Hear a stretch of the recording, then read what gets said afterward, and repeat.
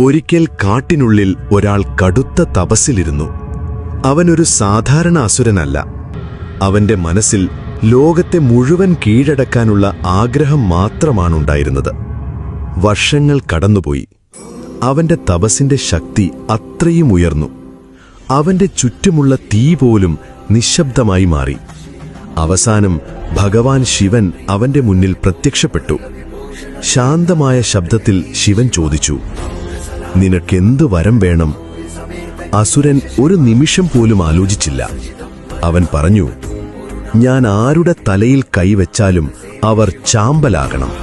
ഒരു നിമിഷം പോലും സംശയമില്ലാതെ ശിവൻ ആ വരം നൽകി. പക്ഷേ വരം കിട്ടിയ ഉടനെ തന്നെ അസുരന്റെ മനസ്സ് മാറി.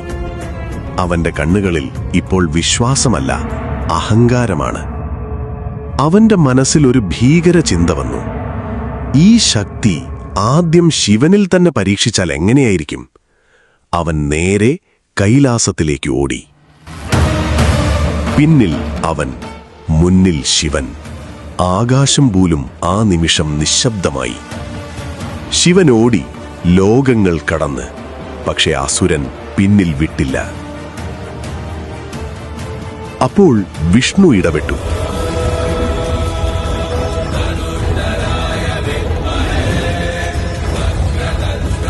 അവൻ മനസ്സിലാക്കി, ബലം കൊണ്ടിത് നിർത്താൻ പറ്റില്ല.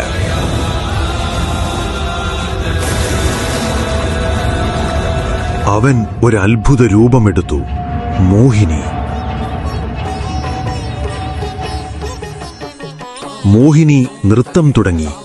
അവളുടെ ഓരോ ചുവടും മായാജാലം പോലെയായിരുന്നു. അസുരന്റെ കണ്ണുകൾ അവളിൽ കുടുങ്ങി. അവനെല്ലാം മറന്നുപോയി.